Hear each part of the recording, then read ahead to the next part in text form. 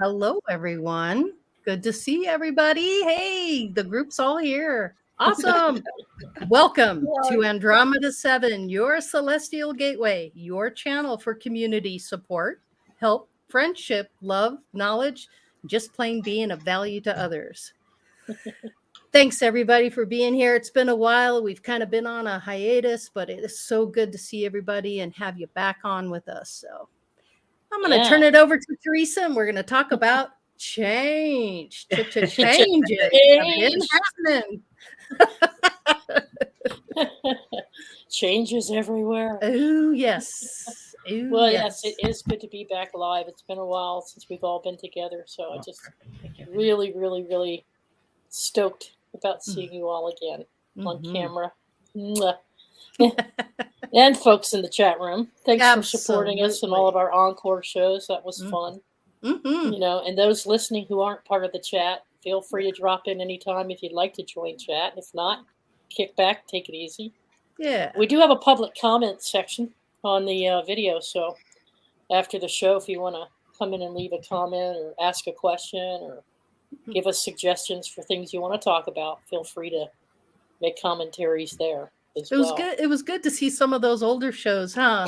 Really, it was a unique way to kind of look back on all the things that we'd done. I mean, we've done over 120 shows already, so yeah, it was incredible. Thank you, Lori, for doing that. Love. Yeah. And thanks for Karen and Dalibor for helping to test and set up the pre-recorded shows that we did in April. Yeah. And that really made a big difference too. Even though we couldn't go live, we did the pre-recorded programs, and that really worked out fairly well. There was a lot of splicing on Karen's part for some of it. Splicing and dicing. Splicing and dicing. And pulling together segments and bring it into. Well, Lori was gone. We just stepped in. Yeah, well, we did our best, but you know, not the same though. Yeah. Yeah. We missed you so much, Miss Lori. Oh, thanks, Karen. I missed you guys too. Yeah, I tell you, I much prefer to be doing that than what I was doing, but it's all good now. Life is good. Things are sweet, and I made it through it. Yeah. Well, let me just do a brief hello to everyone. Yes. That's in here. Chloe, she was one of the first in here. Hello, Chloe. Hey, Chloe, sweet Chloe. Good to see you.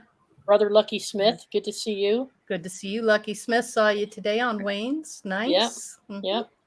And we heard your announcement, what you were talking about, and we send all positive light, love, energy, and healing to your wife. Absolutely. Wishing her a speedy recovery. Yes. And to both of you for your strength and courage to get through what's coming ahead. Absolutely. Brenda, sister, good to see you too. Sorry you're having internet connection problems. But we love you. We're glad you're here with us in the chat room. And who else have we got here? We got Truth Seeker. Always good to see you, Truth Seeker. Beloved Kelly's Abstract. in the house. Yeah, Sister Kelly. Sister. Yeah. Long time no see, Kelly. I know. I know. Good to see you. And yeah, she's your rock through all the things you've been going through. Yes, she is. It's good to have a sister like that. Everything, that's for sure. Greetings, D. Guthrie. Good to see you too. Let's see. We have Alexander. Hey, Alex. Hey, Alex. Alex is here too. Yeah, good to see you. And we have Tinfoil Hatter. I have not seen that name, Tinfoil Hatter. Interesting. That wouldn't be Dalibor, would it?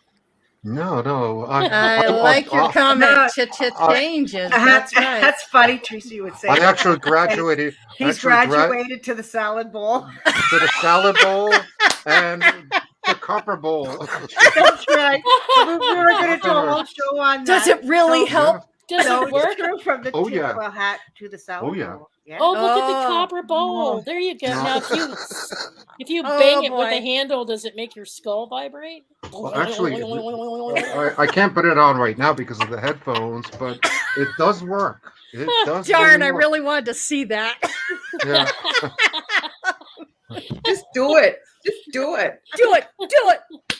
Okay. Do it, Dalibor. There you go. All right. Go. Oh, no, he's going to do it. You know what it reminds me of? Those diver helmets on the old diving uniforms. There you go. Yeah. Sinking to the bottom of the sea. There it is. That ought to do the trick, Dalibor. The handles look like scrolls, Dalibor. Don't they? I know. It looks like you does. got curls on. That's awesome. I love that. Well, if it works, Hi, Richard. Richard's in here. Richard the Red. Hello, Richard the Red. Greetings. Hello. All right, so, folks, we took some much-needed time off. Yes. Because we ourselves, a lot of us here on the panel, are going through numerous changes. And they're not just little changes. They're like life-changing. Life-altering. Life-altering and transformation changes, And some people handle change really well. Some people are resistant to it. There you go. Oh, Arg. Oh, you got your pirate Oh, hat. she's got Nice, Jules. Of course, Jules is always changing character. Yeah, I love it. But Now she's gonna go change again. Yeah. So Lori are you going to play the trailer video, Lori, which sort of Yeah, gives everybody I an have- idea of some of the yeah. principles that we're going to talk about, and then Yeah. we go So over that outline you were talking about? there's the jester earlier. hat. Awesome. Yeah. So I came up with this little video, and it's a perfect intro into just a discussion on how we deal with change, and what's been going on for us, without going into any detail. Just know that we've been experiencing a lot of change, and how we've been dealing with it, how we've come on through the other side, and how we've embraced it instead of fighting with it. Just some things that helped kind of get through all of this process. So I'll run the video and then we'll talk about it. How's that sound? Okay. Sounds good. All right, here we go, folks.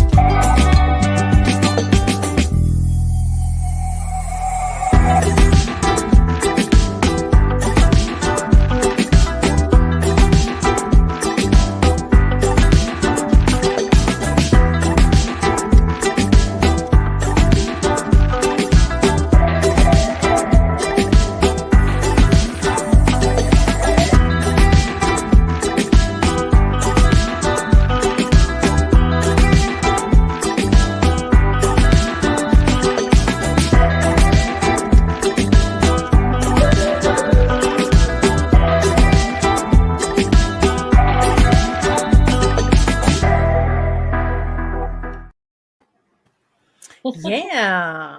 I Good job. could actually smell that ink when you were writing those words. Yeah. Because when I was a little kid here in Germany in 1977, we were forced as part of the school curriculum to know how to use a traditional pen and to write Carolinian Teutonic script. Calligraphy is fun. Yeah, we had to learn that in school. Did you really? Do you know Yes. that they don't teach cursive writing anymore in public schools? Can you believe that? Yeah, Yeah, they don't teach it, yeah. or they can't read it, or Mhm. write it any longer. So definitely they've Yeah. taken over to the digital world and typing, right? So they learn Yep. the keyboard and typing Yeah. Yep. as opposed to actually writing or You know, cursive. it's funny because I look at my mom's handwriting and it's beautiful and she doesn't think it is. And my grandfather's handwriting was the most beautiful handwriting I'd ever seen. It was just so many curves and Yeah. swirls and it was just Exactly. gorgeous. But My mum and dad's It's- handwriting. it's- Mum still, Same even though thing. she's a bit yeah, blind, it's a she shame. still Yeah, can get it. Yeah, I had an elderly friend that same thing. Her penmanship was just remarkable. It was so beautiful. And same thing, Lori. She thought she couldn't write. And I'm thinking, oh my goodness. Oh yeah, it's gorgeous. So Yeah. what do these kids do now when they sign their name? They just print? There's no signature? Oh, never really thought of that Yeah, part of do it. they just when print their the name? time comes for that. Yeah. Interesting. Well, Yeah. It's as a a former- signature is an aspect of yourself that just As- culminates over time. So I can tell you as a and former, evolves. I can tell you as a former bank employee who's Uh-huh. dealt with signatures before, it doesn't have to be anything written. It could just be a symbol that you draw. Some people have used musical notation.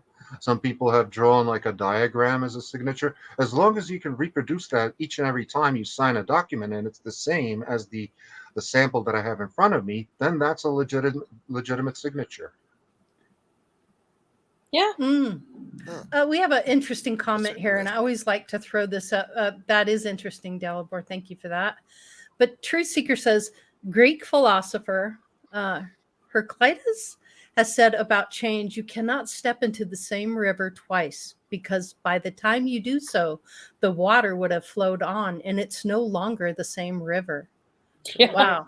That's really cool. That is correct. Agreed. So Thanks. basically what Thanks, he's Truth changing, what he's saying is one of the universal laws is basically that is change, right? The only thing that's What- constant is constant change. is change, Yeah. and it's one of the things, and our whole existence here and everything has to do with how we relate to that change, how we accept it, how we move forward, and how Mm. we handle the change. And I think Yeah. that's the whole thing to do with part of this existence is Mm. all to do with every day, weekly, monthly, and beyond, and how we deal with all the change that happens in our lives every day. I think Yeah. too, a big part of it is your comfort level gets readjusted. You have to really come out of a comfort zone because that habitual type of doing the same thing over and over and over, it's comfortable. You know what to expect. And then when the change comes and then everything is just blown out of the water, you're like, how do I deal with the change? I wait a minute. I want to be comfortable. I want to go back over here. That's Yeah. comfortable, but I can't. So Well, I have sometimes people get comfortable with patterns that's that what they I'm don't saying. recognize. That's my point. Mm-hmm. That they don't recognize as something that's detrimental to them and doesn't serve their purpose anymore. So they get used to just being a certain way, thinking a certain way, and saying things. But there is like, a level of comfort in that, don't you? Wouldn't you agree? Well, the comfort comes from the fact that it's always there, it always has been, and therefore you think it always should be. Yeah. When the truth of the matter is, if you dig deeper and look at what's upsetting you and what's causing you pain or grief while you're making these choices, it's because, oh gosh, it's because I've always been that way. You know, I've Well, always said negative things like, oh, I'm never going to make it. Or every time I make a decision to purchase something, it bites me in the ass. Well, it's going to bite you in the ass the next time you go to make a purchase. But that's why You know, see, that's a pattern in your life. Mm-hmm. it's come out of our language. We no longer use the expression "I changed my mind." Yeah. Because the mind is supposed to be unchanging, right? Mm-hmm. We're supposed to have steadfast opinions, to be steadfast in our ways, or way stead, as I call it. Yeah. Yeah. Well, for years, I got up every morning at 7:00 in the morning. You know, I had a routine, and I went to the same place, the same job for 10 or 15 years. And then all of a sudden, when the company got sold, we were all scattering around like mice trying to figure out what are we going to do with That's our the lives. feeling I'm talking about. That is that right there. Yep. That's what I'm talking about. Mhm. That feeling.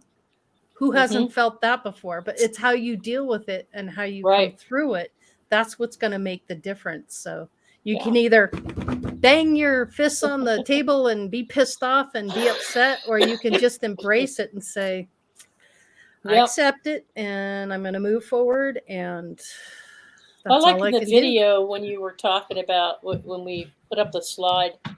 It's about adaptability and flexibility. Exactly. And I have a little story, just a little tiny. I was telling Lori, I guess it was a week or two ago. I can't remember now. Yeah, things used to be so simple when I was working in the corporate world, and Karen can relate to this, and Dalibor and some others.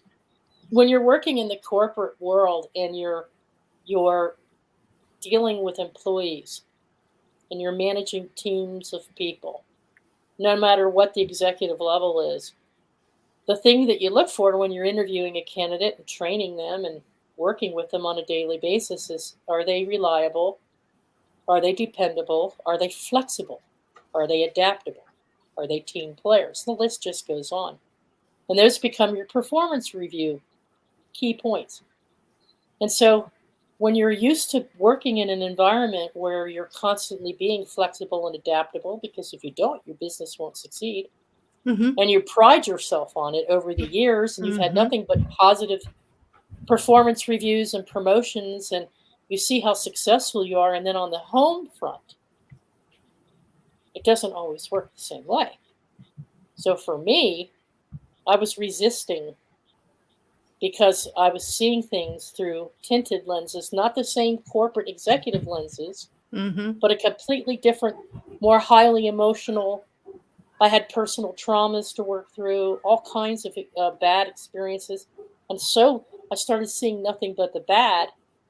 And I was holding myself in my own little cage.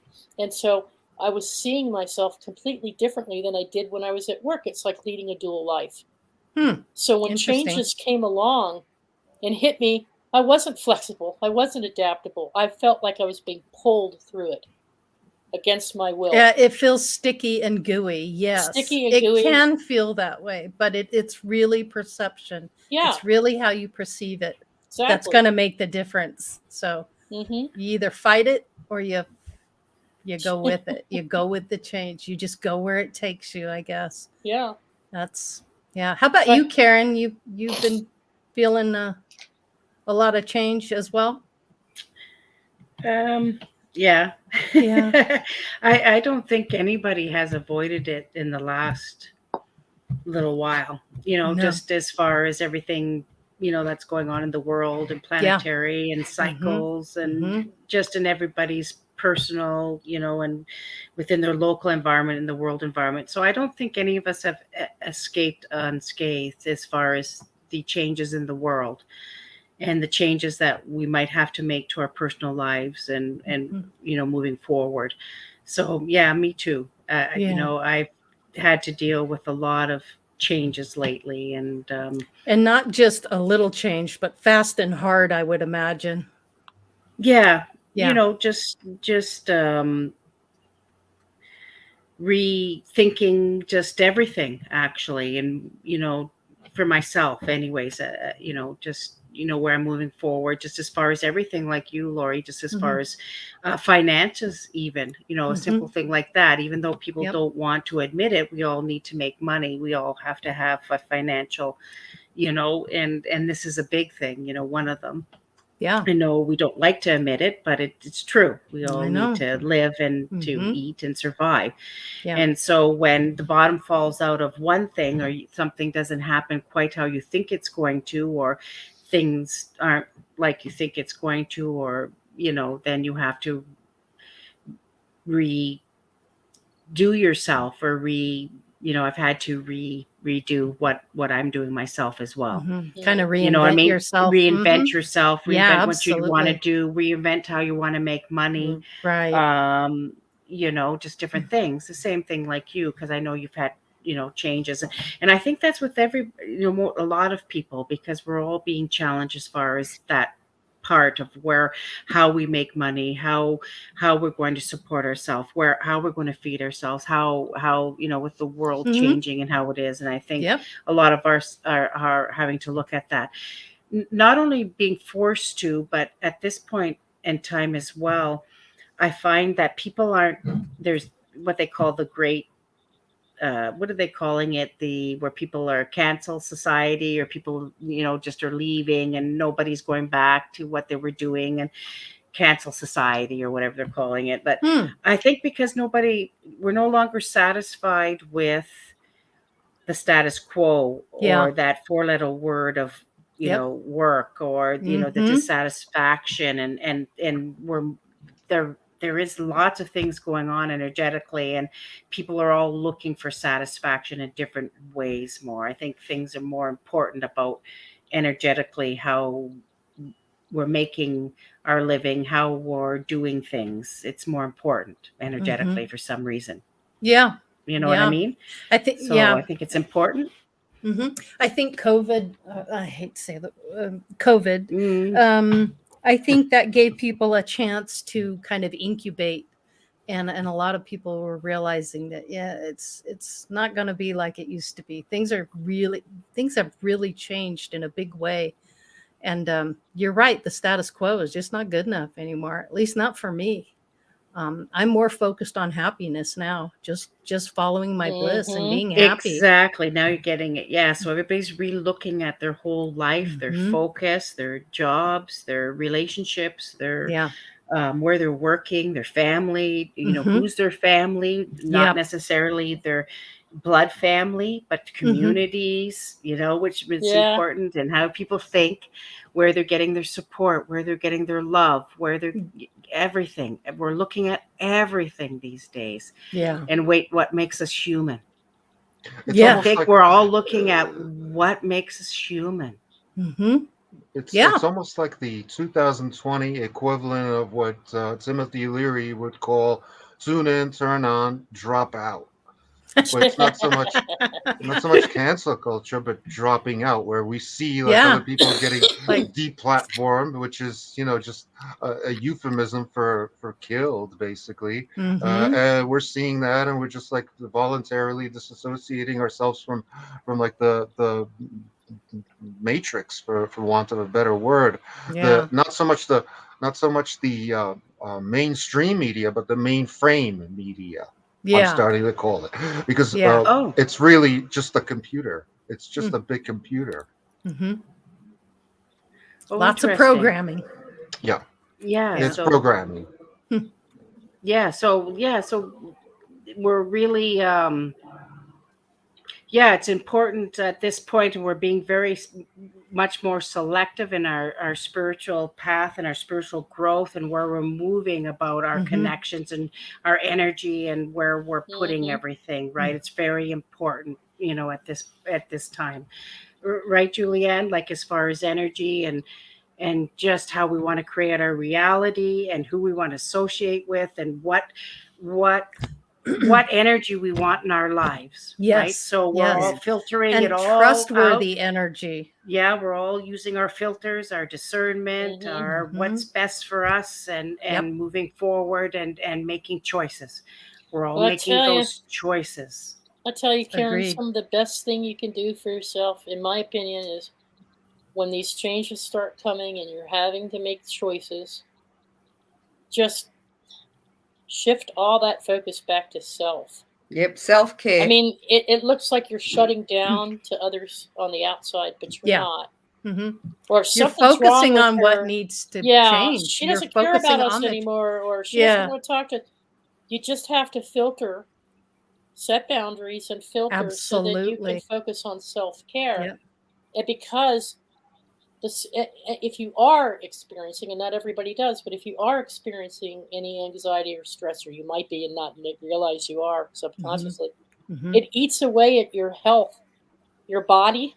It screws your cells. It screws your flow. And things get blocked. And so the best thing you can do is, from my perspective, is shut down any externals that would be coming into my reality, so that I can focus and talk through and do the inner works, because there was a lot of inner work going on too. Because making these changes requires that you face certain things about Yeah. life or yourself that you Mm-hmm. have been denying. Yeah. Perhaps. Yeah. I was in denial of a few things. Denial. I think we actually lie to ourselves. Yes. We really do. Oh yeah, and that doesn't we do constantly, have these Mhm. internal things that go on any good. within Mhm. ourselves, and I this is something that I've had to look at the last weeks, is that how Mhm. I don't know, it's a weird thing. Yes, it is, and it's Mhm. not a comfortable feeling, is it? It is not a comfortable feeling. There's a lot of anxiety attached to it, and it's like, how do you get through that? Lori told me one day, we were just talking. I was sitting on the back deck, and it suddenly occurred to me what my problem was. Okay. And I didn't want to admit it. And I was having this discussion with my guide. And he's like, "So what's causing you so much pain? You've already been through the dark night of the soul. You've already been through your review of past traumas and past life traumas. We've been showing you all kinds of stuff. So what's your problem? What's causing you the pain?"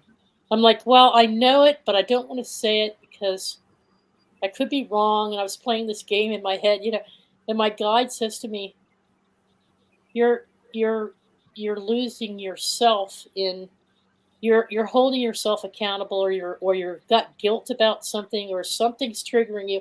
What is causing you the pain?" And the thing that was causing me the pain was that I couldn't let go of the fact that I realized I created all this stuff and I scripted it out. And I thought, "You idiot, why would you do something so stupid?" This is what was going on in my deep subconscious. I was like not buying into 100% of the whole reincarnation. In other words, Lori taught was the one that first introduced me to soul contracts and what they really were. And then I've been, learning and understanding what scripts are and how we create our scripts, and I'm like, why would you be so stupid as to create this particular life for yourself? Out of all the things you could have created, why would you do this? So I was mad at my higher self and my spirit for creating this reality.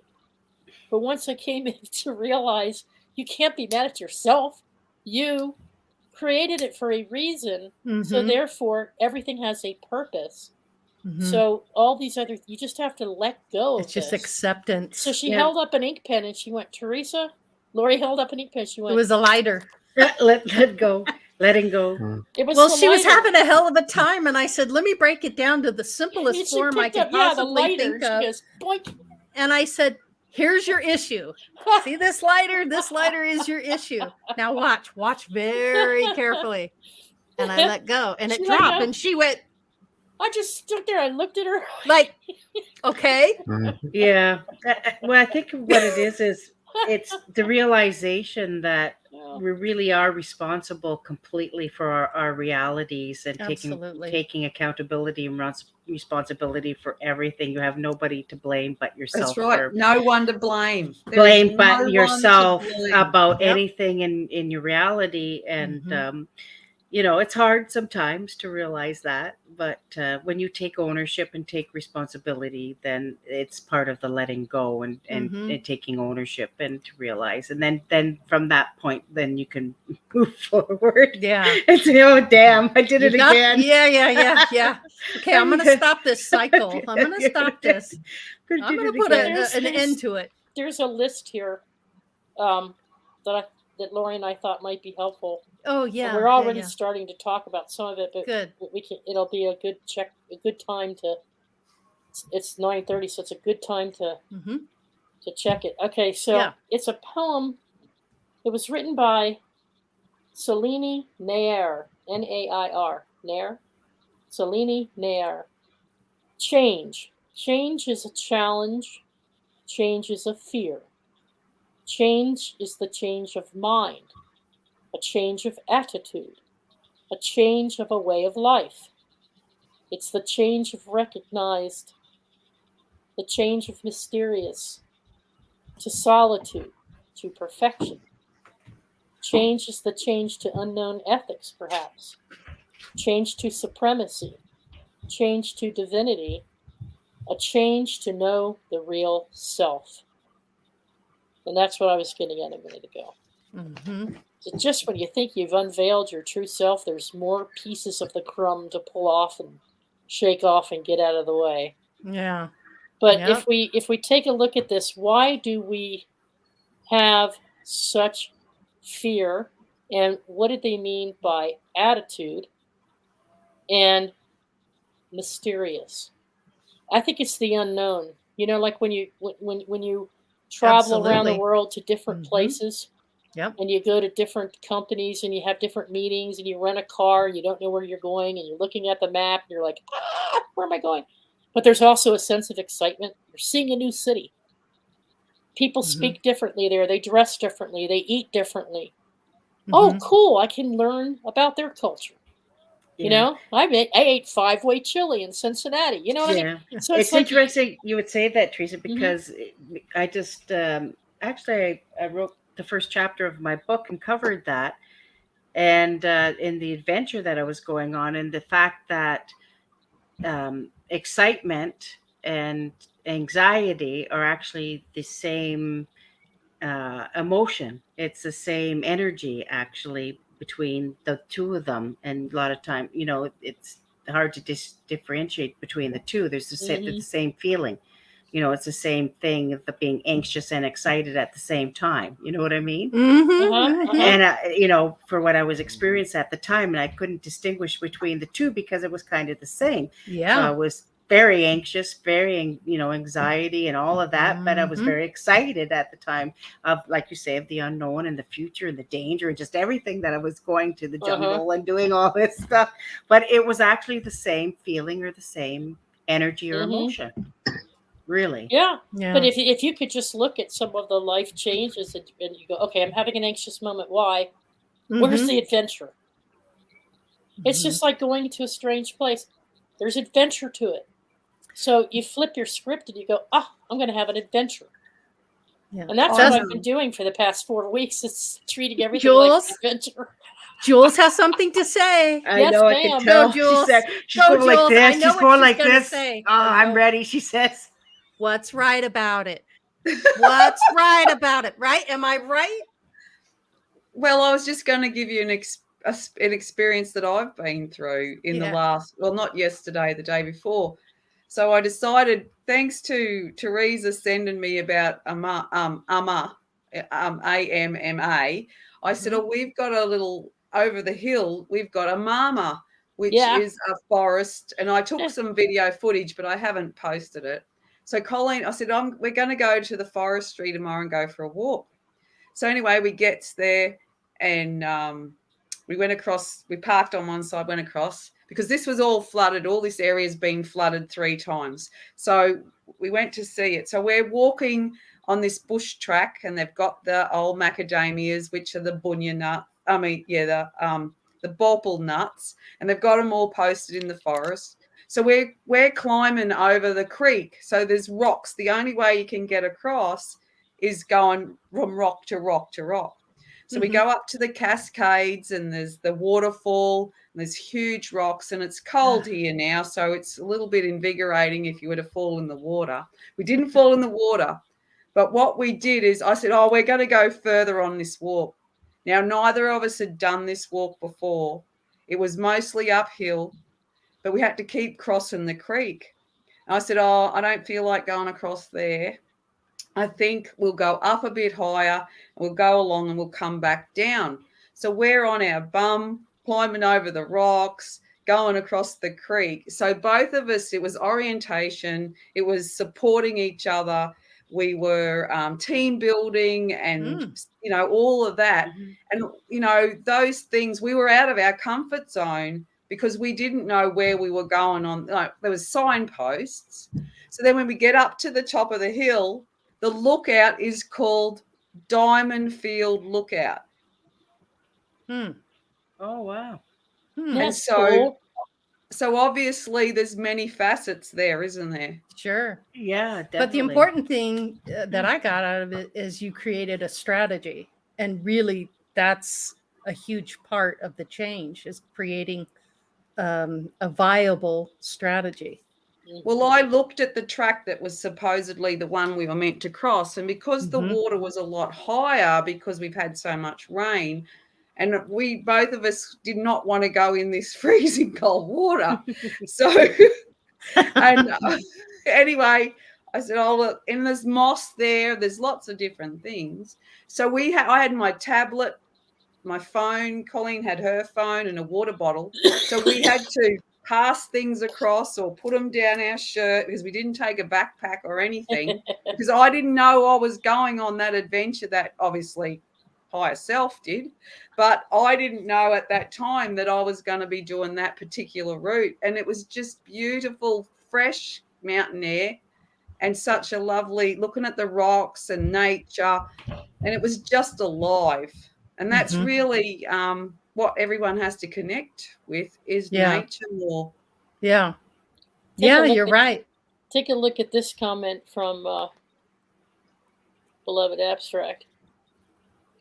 Lori and I were talking about this, and so were Karen and I the other day. Ego plays a huge part in the concept of letting go, because you get used to those patterns or used to those relationships that you have with other people. Things need to change. But you have this semi-comfort zone, but a lot of it is sometimes, I don't want to let go of this.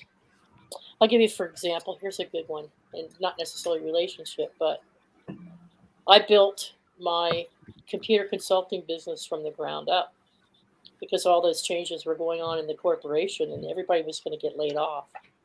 So I had a huge amount of clients that still wanted to work with me and some others.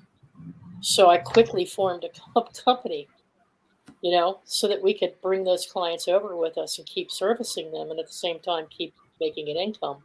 So we figured out long-term what we each wanted to do. So I built it from the ground up. I had it for like 8 or 9 years. And it wasn't the moneymaker I thought it was going to be. There were a lot more issues with running a business than I thought there would be. And it was having an impact on my cash flow. And so I was ended up paying everybody else to keep the business running. I had to let it go. Well, part of me was just reluctant to let it go. So I kept milking it for all it was worth and creating my own problems in the personal finance side. So I was giving my business everything. And then I moved in the middle of it all. I had to give up the house and get a townhouse. So I had to get rid of that property. It was too much. Gas, water, electricity was too high. Coming to a smaller townhouse where you're insulated, your water bill's lower, there's no gas, it's all electric. So I'm like, okay, it'll improve the quality of my life. I won't have as much financial stress and concerns, but I still wouldn't let go of the business. So my commute was like almost an hour to work. So then came wear and tear on my car. It was that ego of not wanting to say, you're not going to be a CEO. You're not going to run a big company. It's not going to be the dream that you thought it was going to be. And not wanting to let go of it. Yes.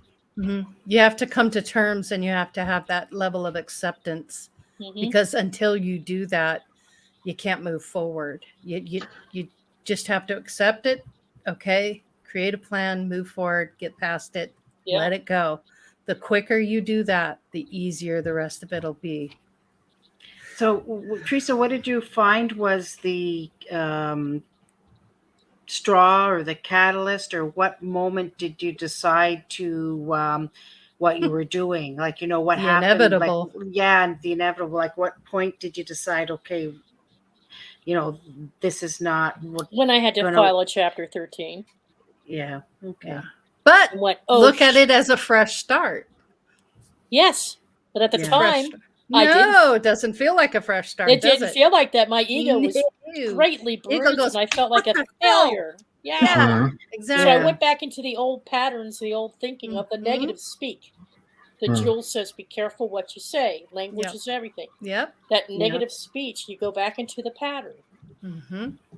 Don't forget that Chapter 13 bankruptcy doesn't appear on your resume. Yeah. It doesn't go on your resume. No, it doesn't. But I do have. But you can imagine how I felt after having a successful 30 plus some years. Oh, hell yeah. and then having my own company, and then having to go boom. Yep. It was over.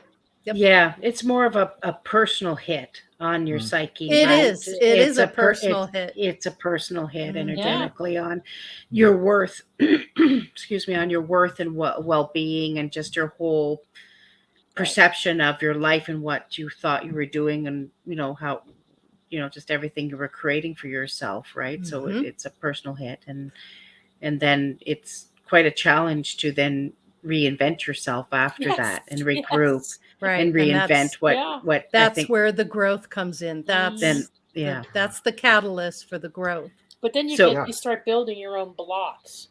Yeah. So you start, because then everything flows.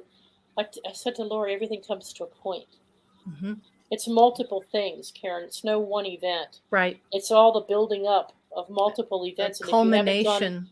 Deep enough. Usually, and there, as the saying goes, there's always a straw that breaks the camel's back, as to speak, because energetically you're building and building and building. We all do this in cycles and patterns till we get to that point of the bubble and moment of change of when we do that. So so and it's like you say, so it's just, I think with each time we do that, it's our opportunity for our growth, and our growth in all aspects, including our spiritual, emotional, physical, and our totality of ourselves. And I think this is what happens, and this is our opportunities. And so you're right, Lori, Teresa, and anybody that's gone through anything major, when you come to the other side, when you can look at it and accept it for the value and the well said, the value of the experience, and the pushing forward of yourself in your spiritual and endeavors on this realm or our existence of whatever this is. And so it's all pushing you forward in your experience. All of our experiences forward. So I can't help but wonder if in that process, right before I came to that, oh shoot, I've got to do a 13, I also had that accident with that near-death experience, and that turned everything upside down. Of course. Well, sometimes people need a lot of things to happen to push them, right? Sometimes certain people hardly need anything in their life to make a major change. It could be something simple like, I don't know, the losing of a property, or I don't know, just simply, it could be as simple as taking a different route home. And the same route you take every day. Depending on where they are, and other people, depending in their life, they really need some big things to happen to make that shift, to make that energetic stuckness, or you know what I mean? We get stuck, or we get stalled.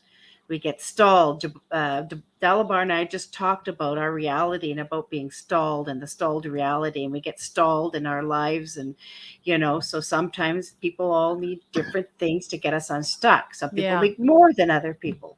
Yeah. So you just needed a lot at that time, Teresa. Yeah, I have a story. Go ahead, Dalibor. Good. I have a story that pertains exactly to what we're talking about, and the relinquishing of ego and all that stuff. Okay. As you all know, I'm trying to relocate back to Czechoslovakia, and so I'm looking for a house. This preoccupation takes up 60 to 80% of my day, every single day. Once a week, I go there to look at 1 to 4 houses, and I had my house set on this one particular house. It was almost a go. And I had done all my due diligence, all the title searches, everything, looked up all the official flood maps and everything checked out.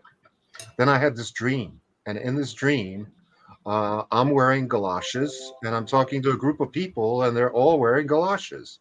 And we're all complaining about some kind of event. And I looked behind me, and I saw that house. The one I was going to buy. And I was like, oh my God, this is meant to tell me something. So I went to Google, immediately woke up, went to Google, did a search on floods in the name of the village, which happens to translate as lower plain. Okay. And it came up Jules with a always whole already knows slew, what's going I on. know. I know. I can feel that. a whole slew of images. In other words, it had been flooded entirely up to the knees in 2013, and this appeared nowhere on any of the official government maps. Wow. Whoa. Which Wow. means, yes, I Wow. gave up my ego and paid attention to what turned out to be an omen. And I've done that many, many times in the past. Nice. Yeah. You know? because everybody, the house was like friggin' gorgeous. Yes, It's like it if it was. was me, I would be Yeah. there. Yeah, let's get it. Get I that saw that. castle. Get that little castle. Yeah. Yeah. Yeah. Wow. But, you know, like my ego would have said no. So that was something to Yeah. let that go. So do you think It that was came like- from your higher self or more like the universe? Did it feel more like it Source. came for you or was it, source? I think it's both. I Both? think it's both because Yeah. at some level, You our just higher paid selves attention to it. Yeah. are connected to like the source, to the Absolutely. universe, and everything. Yep. So it was just being receptive enough and ignoring your own puny little desires, you know, Mhm. your own puny chessboard life, and paying attention to things from outside. Right. Congratulations, Yeah. Delabar, for Yes. taking notice.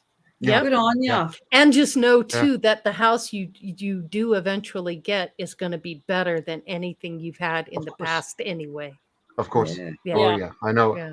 That's I what know. Gaza was just saying. He's Mhm. like, I've lost 2 businesses, but it's Yeah. like, it You was a just good know in your experience. heart of hearts that Yeah. you've Yep. got the right one. Yeah. Exactly. Yeah. Yeah. Brian, have you been going through some major changes? Have you been experiencing anything like this? No, not really, but I'm getting ready to go through a major change here in about 2 weeks. I am getting a puppy, which is going to be a mouth to Yay. feed and someone that's going to take up a lot of my time. Mm-hmm. But think of all It's the been love quite a and while since I admiration. had one, so Yeah. Big responsibility. exactly. Yep. I think everybody should own a pet. Everybody should own a Absolutely. pet. Mm-hmm. Yep. I Yeah. agree. I got chickens Exactly. and Oh goldfish. yes, they bring you so much joy and Chickens and love. what? Goldfish. Goldfish, Mhm. chickens and goldfish. I've always had rabbits or guinea pigs.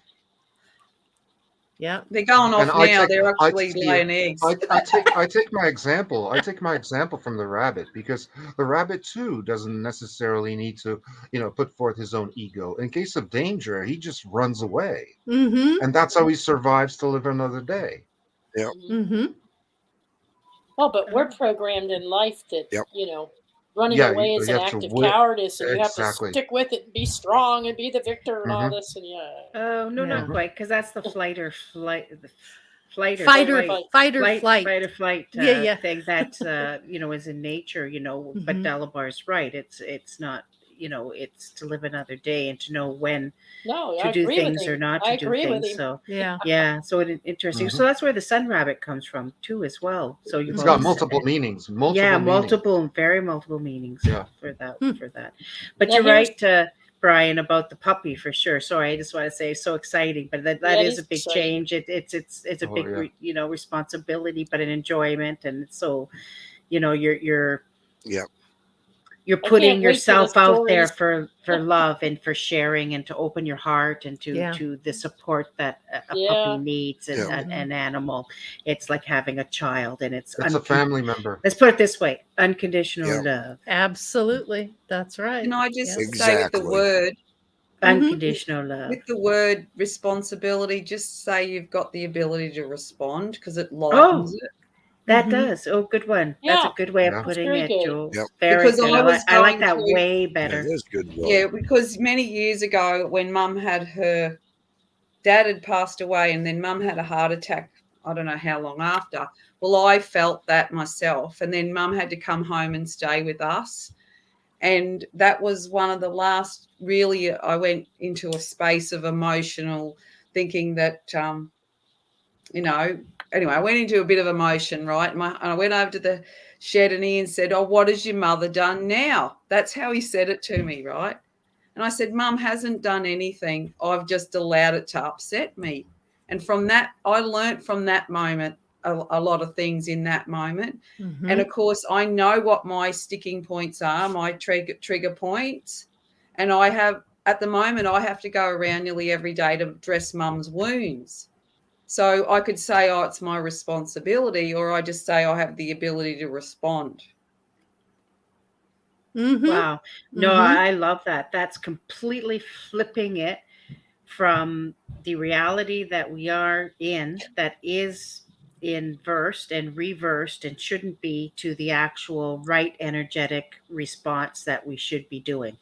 So And that's you're with just flipped it everything. completely. And that's Yep. what every thought, every process, everything that we do should be looked at that way. And that's why we've been learning as a community and a family and a group to respond differently, to use that energetic. And that's why you've been so important, Jules, as the alchemist and the word person, to do that. I would never have thought to look at it that way. Well, That's I just have like to. freaking amazing.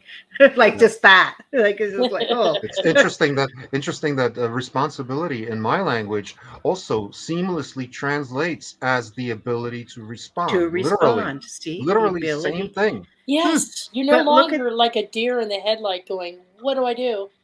You now see things for what they are, so you have the ability to the respond. power. You have the power. You're And taking self-empowered. the power to do it. Thank you for Power. seeing and hearing me. I just got goosebumps because Yeah. finally, in some regards, someone has actually heard what I've said.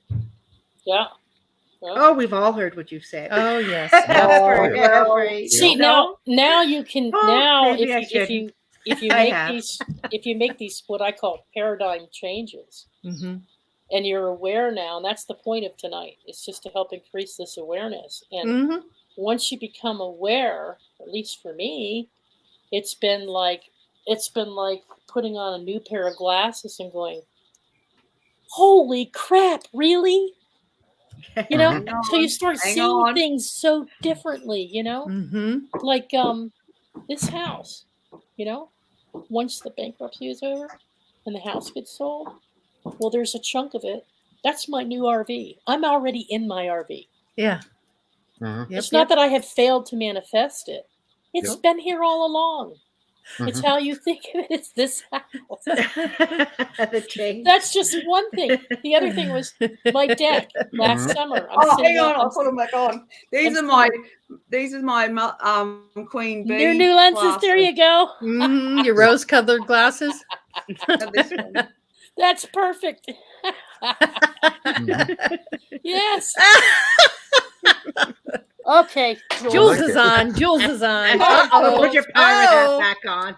Here you go, Jules. Try this on, Jules. Hang on. What about hang on. that? Hang on. I don't think I have any. Absolutely. See life in a different way. But no, also another one is I roasted my butt off last summer because I lost my gazebo roof. It collapsed in. I couldn't afford to replace it. So I like to stay outside all day. I like to do all my work out there in the garden, and I like to do sculptures, and I like to repair statues. And I said to Lori, I feel so trapped inside this house. I can't really go anywhere. I can't afford to go anywhere. We're trapped. Yeah, so it's all self-imposed entrapment, okay? It's because of how you're looking at things. So if you flip it, it's like, you know what? I can get a cheap pop-up gazebo and put it up inside of the frame of the other one. So now I have my second home. I created my space of happiness in the past 2 days. It was only $59, $50. But I create, and it's money I wouldn't normally spend. A special space for yourself. Yeah. An energetic special space to put power objects and things of enjoyment and, place that you want to be. So, I mean, I'd rather spend that money on, I have to spend it on something important. Well, that is important.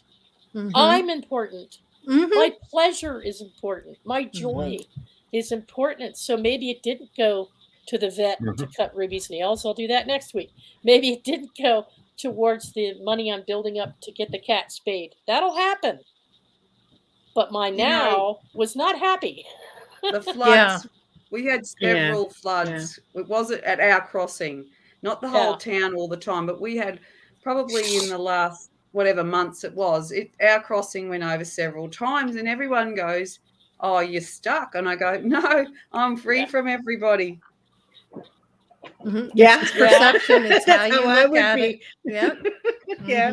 Mhm. Did you tell him you know where the Good one, rocks are? Jules. Yeah, I You don't know have where to the rocks deal with are. anybody. I'm free. Get us away. Yeah, that's right. Oh, Well, my not that I goodness. get people knocking on my door, but they go, everyone goes, "Oh, you couldn't come to town, you're stuck." I go, "No, I'm not stuck. Nope. Yeah. Nope. No, It's not this in is my all good. vocabulary." No. Nope. See, and that's Yeah. it. It's perception. It's how you perceive it. That's a huge part of it. So, yes.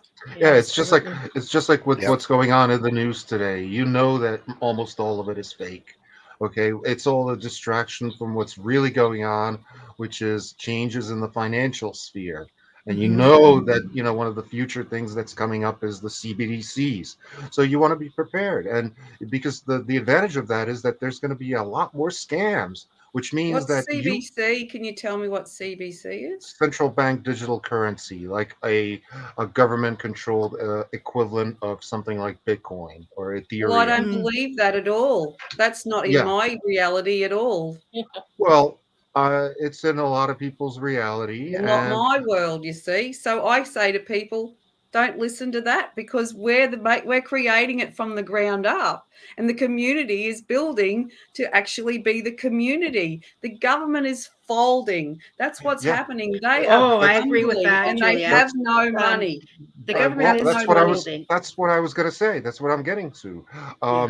You want to take advantage of that and set up at least 50 of these CBDC accounts because you know that there's advantages to that you're going to be able to use in the short term, and that whole scheme is going to go under because of all the people who are going to be aggressively using these for the purposes of ripping off the government. Yeah. And I can't go into any more detail. We'll have to I could shoot go you. into a lot more detail, but I won't either. Yeah. Because actually, I'm Jolly going to say good. something. I am going to say. 'cause Go I've got for my- it, Oh, Jules. go ahead. All Julia. right. I've You're got on a my roll. You said you've got your cap Yeah, on. Your for truth this. cap on. That's Thinking right. cap.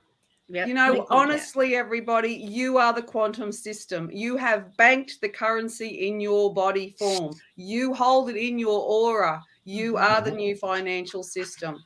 Okay? Mhm. You, every person. That's why you have to connect with your community, because you'll be exchanging with your community. You are the exchange. You are the exchange. Yeah. You are the change. See Yeah. that crossing point, Mhm. that zero Yep. point in the middle is where Yep. you start, and then you change Yep. and Yep. change Mm-hmm. and Mhm. change Exchange. and change. So we can exchange. Change. So Yes. basically, we're going back to more local Thank you, levels Jules.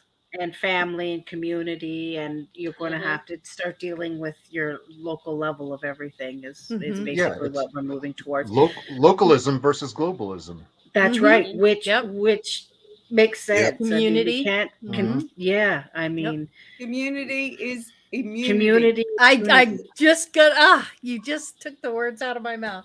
I was going to say That's that. the telepathic connection, and Yeah. we didn't even try to do it, did No, we? no, 'Cause I we heard just it. are. Yep. We just So there's no try in that. all No, these exactly. personal changes that we've talked about tonight. Mhm. Now we're talking about changes in society, changes in Mhm. government, all those things that are happening. It's all part of this shift. So Lori, at the end of your trailer video there, Mhm. you talked about, and we've been talking about, how change and dealing with change leads to expansion. Yeah. So so what is the effect on the energy of the conscious collective as you understand it when we're all dealing with change in a positive way? Growth. Just Mhm. extensive growth and old paradigms shifting, things that didn't work anymore are just not effective enough. So it has to change. It has to evolve and grow from what it was into what it's going to be. Mhm. So we're doing the changes within Mm-hmm. to expand. Which will be reflected in society after those changes have been made. Yes. So if each one of us focuses on Right. Be the change you want to the- see. right. Just like the frequency thing, with that Brian takes Barnett on a said. whole new meaning, Doesn't it? Yes, because be the Mhm. frequency you want to receive has always Be been the change. treat others as you would have them treat you, but this is different. This is Exactly. be the actual energy Mhm. by doing the inner works, Mhm. making those changes, flipping your script, Voila. and then how you think about things Yes. affects society as well as we're Mhm. all doing it as a group Yep. on individual 1 basis. degree. And that 1 pertains degree is even. all you need. And Yeah. you keep changing that with 1 degree. Mhm. Like I said, don't be an acute angle. It narrows your view. You have to Mhm. be expansive and look Yeah. at every angle, Right. not the Yeah. one you've always kept seeing. Exactly. Mhm, Or mhm. that's And- all you're going to keep seeing is the That's And right. in no. line You with have that, to be out of your comfort zone. Yeah, and it's in line with that whole thing, use the words that you want to hear. That's another aspect. Oh. Be very careful about the words that you use. Stop calling the mainstream media the mainstream media. Start calling it the mainframe media, because that's what it really is. Well, More don't people start blame using anybody that. because there's nothing to blame. Don't Mhm. blame anybody. just don't play the game. Don't even Yeah. play. Don't. Don't Yeah, play the that's game. the Yeah. point. You've just hit Mhm. it right on the nail, Lori. Thank It's you. time to stop playing the The game. game. Yep. That's it. That's Just all we write the have to people you do. want to play with in the Yeah. game. Yeah. That's Make right. the game fun so that you're having fun and joy. Right. That's all. Right. You're writing the script. Yeah. Yeah. You're the narrator. You're Mhm. writing the story. If you Writer, don't want that producer, person in your life, director. well, don't. Mhm. You're Then the, you're don't everything. entertain it. Don't It's the entertain it. creator, the Yeah. curator. How You did I are the create the creator. situation? How can I make the changes? How Mhm. can I make this different?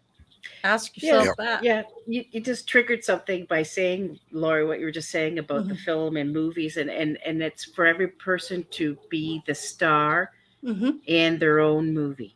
That's right. Yeah. That's So exactly right. that's what Yep. it's all about. It's all about yeah, Master.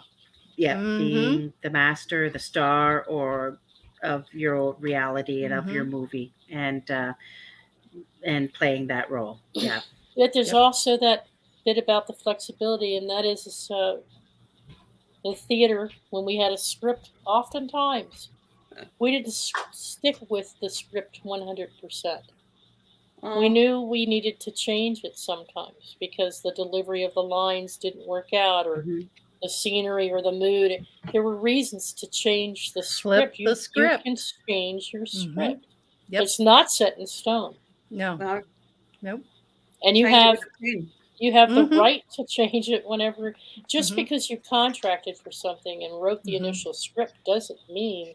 You can change the timeline. You I can thought change Dolores it. Cannon said it best in one of those Yep. videos you had me watching, Lori. Mhm. I love And that Dolores Cannon. Which and one? that is that she was talking about how other people have scripts too. Mhm. So we're all like banging into each other with our scripts. We might be contracted to experience certain things together for a Mhm. certain period of time within our soul family or those others that we interact with, but they have scripts too that are bound to impact your script. Yeah.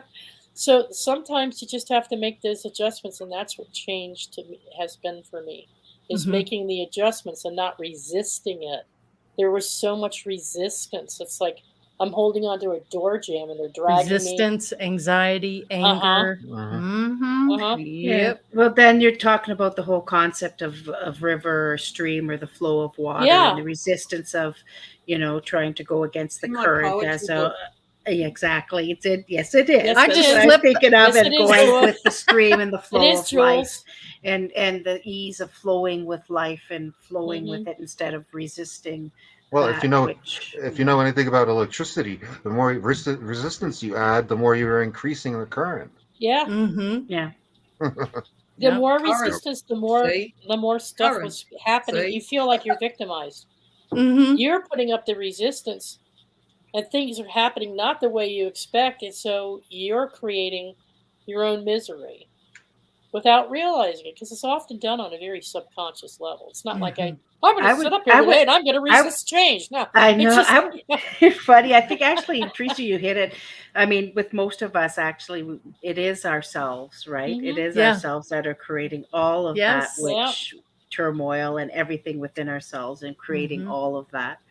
So you're right. It's Yep. within ourselves. Yeah, what we do to ourselves. yeah, we Yeah. torture To ourselves. yourself. I know. And it's not like we do it on purpose. It's just it's all these things inside of us internally that are in our subconscious. I think to an extent it is kind of a knee-jerk reaction Yes.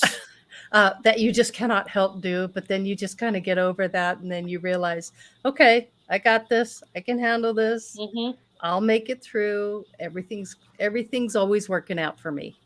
Just Things breathe. are always working out for me. It's the total awareness of it, though, now. Yeah. Yeah. That really caused a significant paradigm shift this past month. So I really needed these 4 weeks to make it over that last hurdle. Yeah. And now my whole set of lenses on everything has changed. You just My flip. circumstances haven't changed all that much, But the way because you I'm working perceive the it. process. Mm-hmm. But So I have to- your perception has changed. Yes. And that's impacted my relationships with others. Mm-hmm. And I my think health.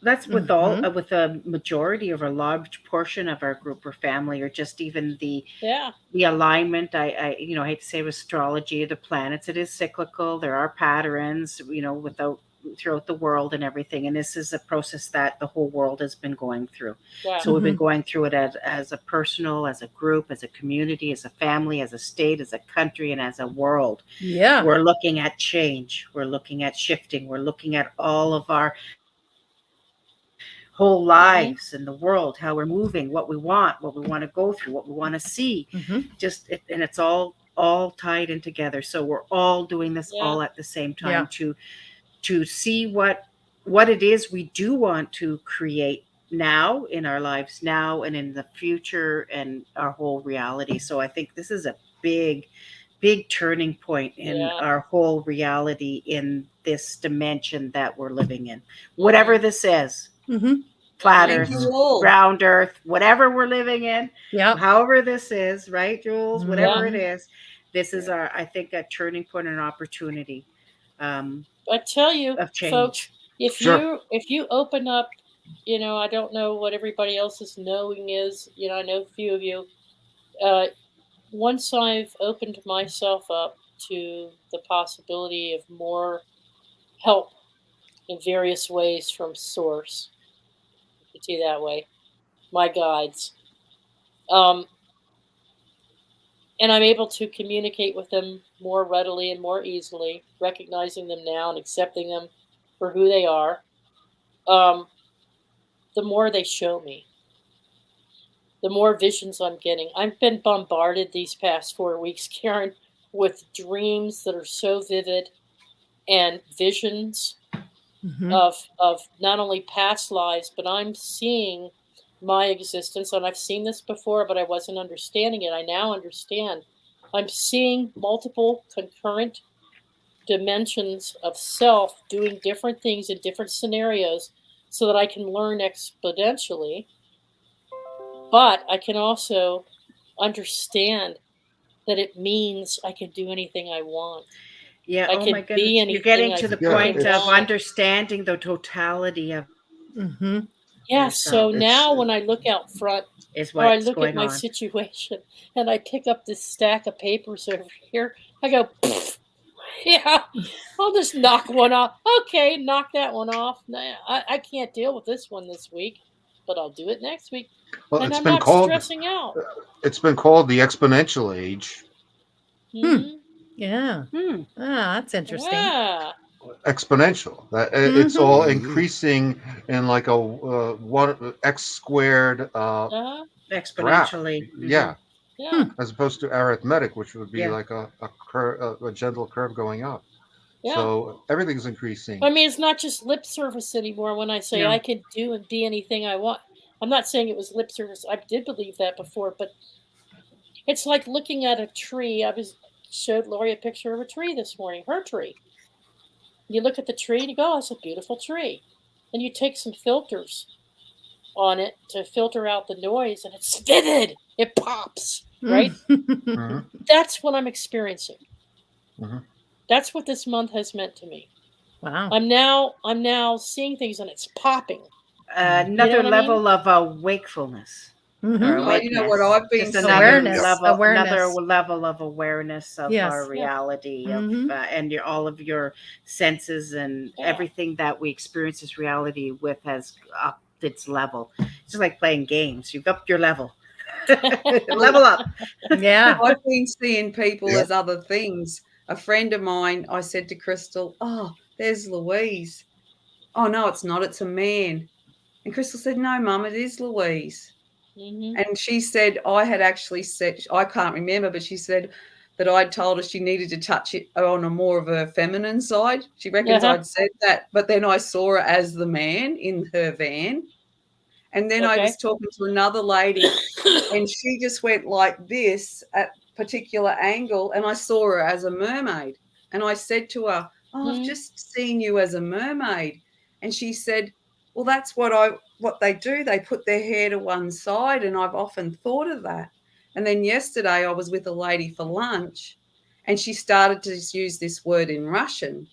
And as she went to say it, I go, "Oh, she just looked like a blonde Russian woman." Hmm. Huh. It Mm. could Mhm. be. Huh. You're seeing different views of her than. Aspects of Yeah. people. Aspects. Aspects Mhm. Yeah. overlaid, I've on had Yeah. I've had Yeah. a lot of omens. Like for example, a wild fox jumped out of the bushes and stood directly in front of my car, which forced me to come to a complete stop. And it just stood there in the middle of the road, staring at me, and then just like jumped back into the same bush. And I took that as a sign because I was supposed to go meet a man whose last name is Fox. Okay, There Oh. you go. Yeah. so so that it's all related. It's so in your face, but it's only lately that I've been getting experiencing all these weird synchronicities or omens, Mm-hmm. Mm. and that's Yep. what I'm tying You've in been with a the lot more exponential open age. to or watching the or signs, had to Dalibor. or yes, exactly, Lori. They always exist. They're always there. Yeah, Depends whether you're aware of them or open to them, or yeah. Sure, in the world of how it works, and so your sure, reality because and awareness. that's abnormal because a wild fox would No. never ever do that because I've seen them. Mm-hmm. They're afraid of humans. They're afraid of cars. So Mhm. it really affected you. It really Yeah. stuck with you. Yeah. It, See. it was it was meant to like Mm-hmm. sear itself And into my mind. I wonder what nudged that little fox to come out of the bush. Yeah, Wonder right, what that little right, nudge was. yeah, Mm-hmm. yeah, Huh. uh-huh, yeah. Interesting. Interesting thought. Yeah, Yeah. Yeah. Well, awesome. Yep. Spot on, Jeannie. Yeah. Emotions are extensions of our experiences. That's Yes, true. Yeah. Very true. Yep. Or let me I just would So say, agree. true. let me say, emotions are extensions of our experiences. Actually, it's our emotions that create our experiences. It's not an extension, but it's actually our emotions that create our experiences. Hmm. Mm. I'll put it it's a that little bit way of both. instead, maybe. Because with How about Yeah, our this? like thoughts, let's put it this way: Emotions are our thought. No, experiences. our thoughts create our emotions, and it's our emotions that create our realities. yeah. Now, see, I would say Our it's our thoughts thoughts create that our create reality. our reality. Thank you, Lori. It's our No, thoughts that no, create our environment, and then how we respond to it is our I mean, emotions. but I would almost twist it around and say our experiences are a result of our emotions. yeah, our Because experiences if you're are based on our emotions. Exactly, yeah, that's what because I if you said, have Dal. a negative expectation, then you're going to have a negative outcome, most likely, because And it everyone ties in with experiences itself. it different, don't they? Yeah, Yeah, because the first thing is our thought. And the sure. first things thought does is doesn't create an experience right away. It creates Thoughts an create emotion right away. The thoughts reality. create an emotion. Mm-hmm. Hmm. Hmm. First off, it creates an emotion. With that emotion, we actually create our physical reality. Mm. Yeah. So because we don't automatically with the thought create the Well, reality or it's create our reactions or create anything. The thought comes first and the emotion attached to the thought, whether it's a past experience, present experience, or some future thing you're thinking about. It's all emotion. So you're sitting there thinking, okay, this made me feel this way in the past. This is what's making me feel this way in the present. Oh, if I do this, it's all about how it's going to make you feel in the future. Everything we do is how is it going to make you feel in the future. But don't Everything you we do is have how that. control over what So you think and how you feel? emotion. Exactly. E as in emotion. Yeah. Yeah. Energy. electronic energy, motion, Mhm. right? Because Yeah. after It all, makes it's the all like motion. How you electrons. feel. Yep. How you Yeah. emote makes the motion. So Yeah. yeah. So I'm going to stick by thoughts, Okay. emotion, reality. Mhm. Yeah, Thoughts it goes create with the reality. model. It goes with the model of awareness, spirit developed awareness, and then Awareness the of what? soul was What are you created. aware of? What are you aware of, Teresa? You're You're aware of aware of self how and you're you aware of feel. others. You're Now, aware wait a how you minute, Karen. you're Let me aware of how finish. you feel, Let me though, finish, right? To Karen. start with. Karen, let me finish. Okay. Yeah. Okay? Hear me out. Yeah. Just a different perspective, just a different angle. Mhm. And I'm agreeing with you. Yeah. Okay. I agree. Go ahead. So we're given awareness as spirit. We're aware of self and we're aware of the other. We're aware of duality. We're aware of balance. We learn balance. We think ourselves into existence in a body form. We create, we think what we create. Now, I just said to you, why the hell would I create this now when it's been so freaking rotten? It wasn't because I wanted to Because you experience know the why? emotion of being rotten. No, It's because of how I the reacted to no, the because the circumstances and events that built up from no, other people's scripts. Yes, no, yes, you know yes. why? You know what? No, you know why? Because the other reality could have been much worse. Yeah, now I had other realities that are far better and worse than this one. So why would I want to? All I'm saying is that once we created, right, then the soul is created to carry our emotions. It's the soul that carries our emotions. What I'm So saying thought basically is creates, that like Karen said, thought creates the emotions That's because the thought first thing. created the body to hold the soul.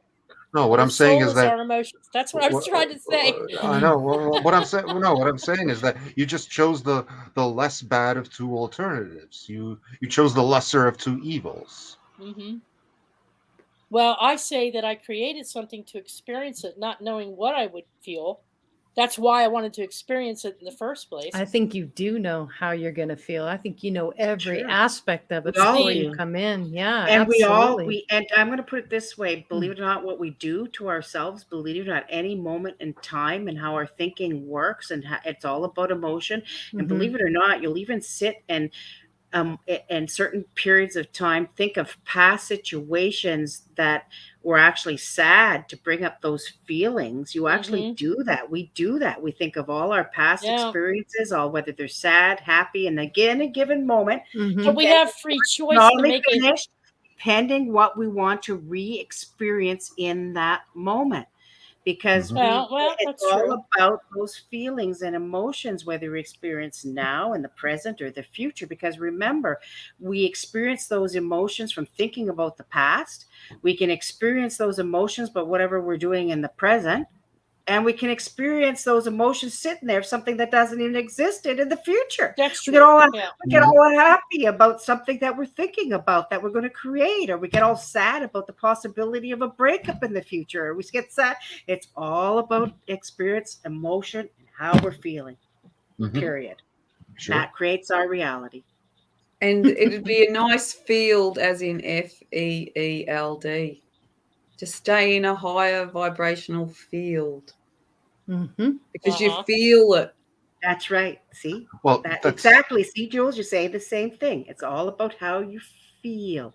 And of course, everybody, the best thing is to feel happy, to feel content, to feel peace, to feel all those positive things. So it's just a matter of yourself and your presence, Love of self, getting love others. accustomed to those Yeah. vibrations, those energies, those feelings, instead of, it's up to individual person about what kind of feelings they want to feel all the time.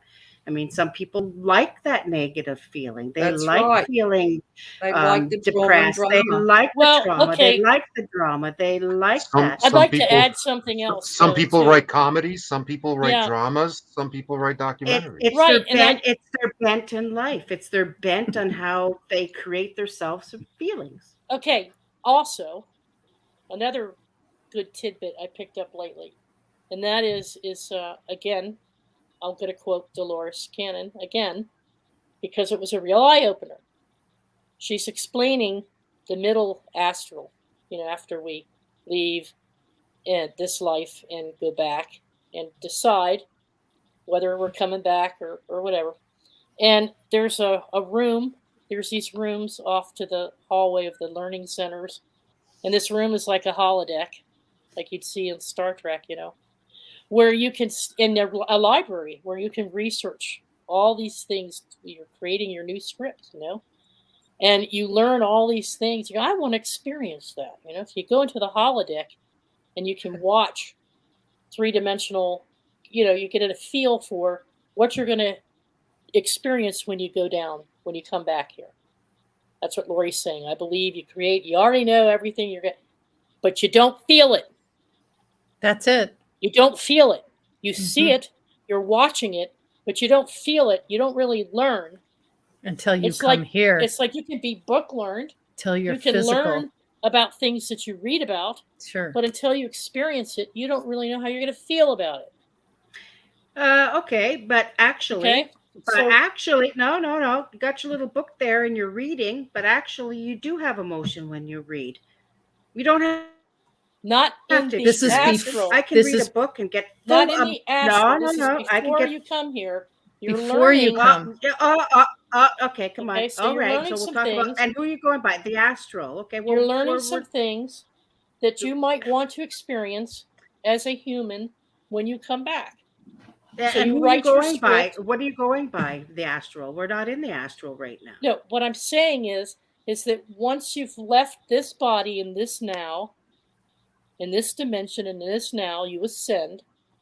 You go back. You go back to source. I think the internet is a lower form of the astral, because you can experience reality through YouTube videos. You can experience reality. Yes, that too, Dalibor. But what I'm saying is, in the reincarnation process, as you're deciding what your script is going to be and how you're going to come back here, how you're going to live your life. I'm going to put one thing. Say one thing. You don't necessarily know the emotions that you're going to feel. I'm going to just say, how do you know that's true? How do you know? How do any of us know that's true? What you're saying about this astral, about all of this stuff that you're talking about? Only what you see or feel or hear yourself in visions and dreams. And this woman had some visions and dreams. So I'm just saying this woman, that it was eye-opening to me that she shared that. And I appreciated her sharing her gnosis on that, because it enabled me to see things differently, because I didn't believe in any of it. But now that I've had visions of myself in different realities, and I've had dreams of different experiences, I know it's through the actions that are actually happening in those realities that I'm actually able to feel the emotion. Okay? Whereas before, I'm like, why would I even want to feel that? Now it's like, oh, the soul is responsible for holding those emotions and enabling me to experience and learn. So now I can be more open to wanting to have those emotions instead of saying, I don't want this, and I can't believe I'd be this so stupid.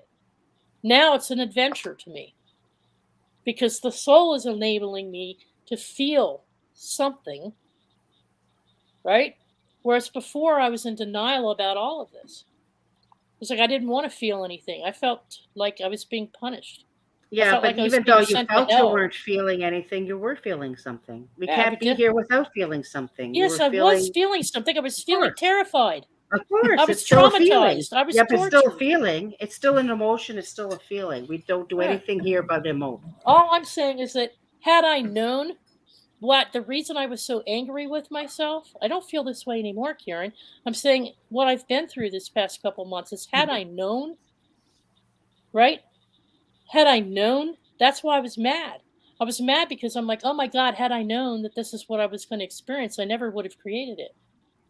So I held myself. Jules has to say something. Go ahead, Jules. Jules. We need to hear from you. No, I'm just going to say, excuse me, I've got my family coming over for dinner, so I've got to get in the kitchen and start baking. All right, go bake. Yum. Thank you. All right. Thanks, Jules. Any words of wisdom? Thank Any you, words love of you all. wisdom? Thanks Love for you too. everybody's Bye, tips and Jules. talents. Enjoy Bye. always. Yep. So anyway, the bottom line for me is that, and what I wanted to share with folks tonight is that don't be angry at yourself for the script that you wrote. You may have been thinking, like I have, and I know a few people who have because I've talked to them too, and they are feeling just as, they call it a prison planet. They call it a prison planet because they feel like, who would be stupid enough to volunteer to suffer amnesia? Who would be stupid enough to write a script to come down and be tortured or raped or whatever is going on? Who would be stupid enough to do these things? So you get into that mindset, and subconsciously you're resenting yourself for creating what you've already created. And so you don't really know what you're stepping into until you get here and start experiencing it. Sure. Yeah. But at the same time, what you said a couple of minutes ago is also true, that you're interacting with the ego and the will of the other actors, the other people in this realm that you're interacting with. Right. In other words, it's not all your fault. Right.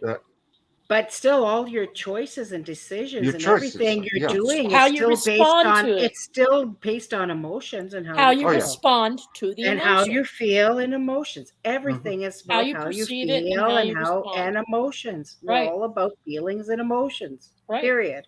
Yeah. And I don't care what you're talking about. And I'm choosing now to see it as an adventure. Oh yeah, you can see it as an adventure. We should all see it as an adventure. That's not the issue here. That wasn't what we were discussing. I agree with you. Yes, my response, my emotional response now. Lori, help me here. I'm trying to say there's a paradigm shift. You can't because it's not seen the way you see it. That's the issue here. It's not. Some people aren't there yet, or are never going to be there. There's a paradigm shift. So you can't make people understand your perception. Oh, I know what she's talking about. They have their own. I know what Teresa's talking about fully. All I'm saying is in this reality, my perception of how this works. And now that I have this perception, I'm responsible for I now understand why these emotions, why I was blocking, why I was angry, why I was upset. As soon as I released it and let it go, it was a complete paradigm shift. Of course, you're just talking about the why, of understanding about the why of your emotions. It doesn't mean that they don't exist. You're just understanding the why. I didn't say they didn't exist. Yes, they're still there. They're still there. We're still based emotionally on everything on this. Existence is based on emotion still. What you're just describing is the understanding of why you feel the way you feel. Exactly. It's just like the market, the financial markets. They all behave based on emotion. It's not based on graphs. It's not based on mathematics. Those are just used to justify like gut instincts and emotions of the individual actors on the market, like the stock market I'm talking about, or Yeah. So, but believe it or not, we're agreeing on all the same thing, basically. Yes, we are. It's your perception, what you perceive, and how you understand it, and how it works for you. It's an individual thing. It really is. And what's perception, Lori? Whatever you perceive. Besides emotion. Your perception of perception. And how you feel. Perception is how you feel. And it doesn't. The numbers really don't matter because look at it this way. Teresa doesn't. You don't think perception's how you feel? The numbers don't matter. No, I'm saying the numbers don't matter. Let me give you a good example. To give you a simple answer. I'll give you a really, really good example. Okay, about 10 years ago, I bought one Bitcoin. I paid about $20 for it, and I've come to the understanding that it's like the worst investment I ever made. Why? Yeah. Because it keeps going up, up, up, which means I will never get my money back. I will never sell it. In other words, that $20 may as well have gone into a black hole. Mm. See what I mean? Mm-hmm. Interesting. Yep. It's perception dictating emotion. There you go. That's a very good way to put it, Oh, Dalibor. sorry, Yeah. what did you just say, Delabar? Mhm. Sorry, Well, I didn't catch the fact that Come on, okay, Dalibor. Bring I it bought home. one Bitcoin Bring it 10 home. years ago. 10 years ago, when Bitcoin was next to nothing, I paid $20 for one Bitcoin, and I bought one Bitcoin, which I still have. And in retrospect, it's the worst investment I ever made, because since it keeps going up, up, and up, with minor deviations, I will get to a point where I will never sell that. In other words, I will never get that initial $20 back, because I will just keep holding it until the day I die, And why is that? because it keeps going up. It's And fear of missing out. Fear of missing out. fear based on a feeling. Based on feeling. Yeah. Again, yeah. It's all based on feeling. Okay. And some people in my situation Ooh. might say, "Oh, that's the best investment that you probably ever made." I'm like, "Well, no, not really, because a good investment means you put in $20, and 10 years later it turns into $40, and voila, I have $40." Right. Okay. I just see somebody says Max. Oh, Max Vision. Hi, Max. Okay. If emotions are a vibratory state and can be transmitted, is it real emotion or fake? I don't think there's a difference. Emotion is emotion, fake or real. It is what it I don't- is. But do you I don't have think- I don't- Some can be control fake, over your? some can be real. I don't think you It's can either fake both. emotions. Do I you don't think have there are control fake over your emotions? Can you No. control your emotions? No. No? You No. say no? No. No. Wow. You can't. Wow. I mean, I'm as transparent as anybody can get. I can't control my emotions. I don't know anybody who can. I don't think overall any person at any time can completely control they their say they emotions at can, all they're time. bullshitting. Yeah, because I don't think any human on this planet could Yep. ever actually control their emotions Wow. at all times. And Yeah. if anybody says Yeah. that they can, then I don't think. Well, that's not at true. all times, but Exactly. more often So, than not, they for- can be controlled. Yes, you for that can reason- control Oh your yeah, so I'm emotions. not saying that they can't, but Yeah. again, like Yeah, everything you- else, it flows up and down and an Yeah. ebb of yes, Ebbs and no, flows. and Yes, ebbs it and ebbs and flows. flows. Yeah. You Control, can not disguise control, it. out of control, up Mhm. in control. Yes, we're in control. Okay, completely. it's as simple as being in traffic. Someone cuts you off. Do you get pissed off and scream and yell?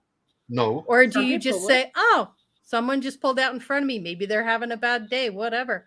No. You know why? Because I'm usually the slowest person on the road. So if somebody gets in front of me who's slower than me, I'm like, oh, now I have a legitimate reason to drive slow. Uh-huh. And they can't be pissed off at me. They're going to be pissed off at the guy in Well, front of me. But are you going to allow your emotions to dictate how you feel? Oh, well, usually in a driving situation, I don't care. As long as I'm not being threatened or anything, I don't care. I think I'd like to answer your question, Lori, because for everybody that's obviously different. But Mm-hmm. I used to have a terrible case of road rage because I commuted from Maryland to Virginia over the Potomac every day, and it was just a nightmare. I used to drive in New York City. That's And even worse. yeah, New York City's the worst. And Try California. and I used to have 5 this o'clock. terrible sense of revenge. You cut me off, you son of a bitch. I'm going to cut Road you rage. off. See how you feel. Yeah. Mm-hmm. Road rage. And I was People in get out and shoot each other over I was in my road rage. 30s, and they didn't do it so much then as they do now, but I was in my 30s back. This is 30 some years ago. Mm-hmm. And as I've become more aware, more open, more higher mind in my way of thinking, now I do exactly what you said. Now I go, okay, he's having a bad day. He just drove by, laid on the horn, and almost took off the front end of my car and gave me the finger. Now, years past, I would have just gone after him. Now I just go, oh, Yeah. he could have lost his wife. He might have just lost his job. Now Maybe I do he go didn't through, see you. Maybe he didn't- honestly no, didn't he see gave me the you. finger. So Yeah, he so saw me. Teresa, so instead Did of you your say you're emotion number in the one with past me of too? rage, So- you just so have a now- new emotion of That's calmness. good, Lori. Yeah, number one. Yeah, You're number one with yeah. me too. So Yeah, I'm sorry, yeah. Karen. Hang on. So Yep. yes, Lori. My response is yes. I'm in better control of how I respond now because I think about It's things not control. differently. No, not control. You have a different emotion. Instead of an emotion of rage, you have an emotion of calmness. Yeah. I It's just see what you're different saying. emotions. It's I just see what different you're saying. emotions. It's not Sure, an sure. idea of controlling.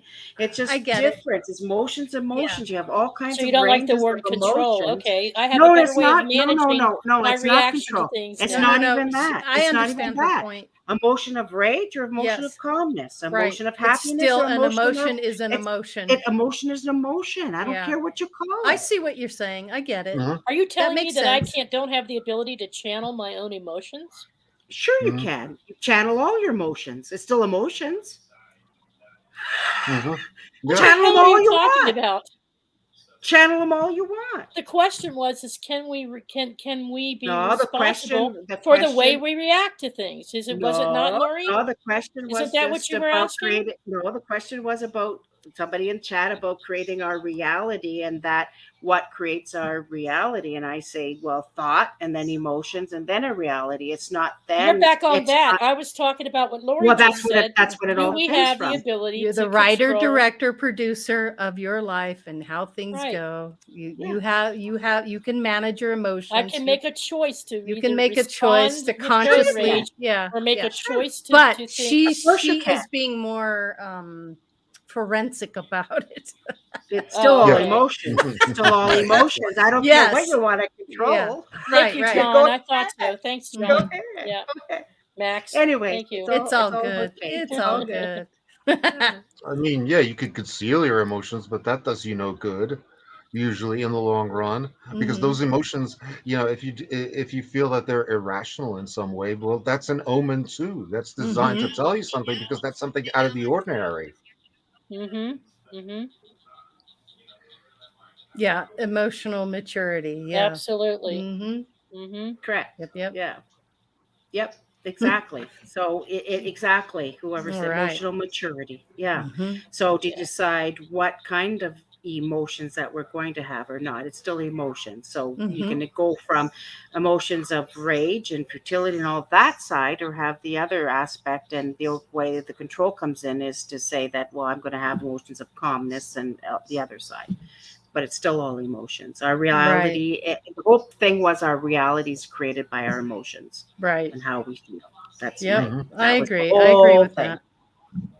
Yeah, steering your emotions is a good thing. Yep. Yeah. So your emotions create your reality. So Yeah. your thoughts, your emotions on your thoughts, and those thoughts create your reality, and that has to do with your emotions. So there we go. Awesome. Well, everybody, it's been a really good show. We're about an hour, a little over an hour and a half. It was great discussion. It's good to be back. Glad to see everybody in chat. Glad to have everybody on the panel here. Thank you so very much. And we look forward to next week. Absolutely. Yep. Thank you so much. Oh, thank you so much. It's so wonderful to be back. And I'm so glad. Back in the saddle, folks. Back in the saddle. Back in the saddle again. I needed this. Good. We've been awfully quiet, but you're usually the sage, like who sits there. So, any final words, Brian? Yeah. Since you've been sitting back and observing all this, any final words from you, my dear? Since we've all been gabbing, the quietest person is observing and probably has the best information going. Go ahead, Brian. Give us all your wisdom. Well, it's like we've been discussing. Be the frequency you want to be. Be the emotion that you want to receive. There you go. There it is. That's it. Yeah. And go with the flow. Go with the flow. Go with the flow and embrace the change. Flexibility, adaptability, and non-resistance. Because that resistance is what builds that emotion, makes it stronger one way or the other. So. Karen, thank you for the emotion. Karen, thank you. Well, thank you. It's like that song, a change will do you some good.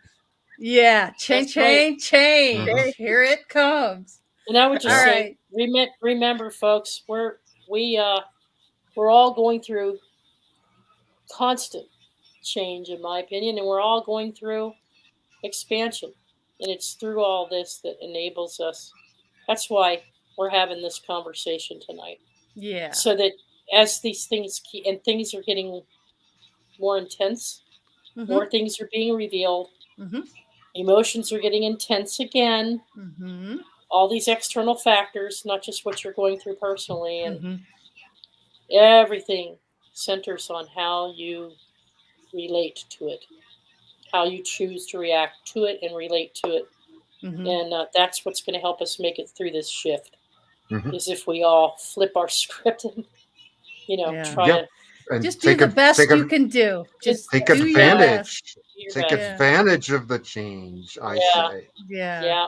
Take advantage. And if Jules was here, she would say, what's good about it, or what's right about it. Find the good in it. That's I like that a lot. All right, everybody. Well, love you guys. Have a wonderful evening. See you next week. Peace, love, and change. Peace.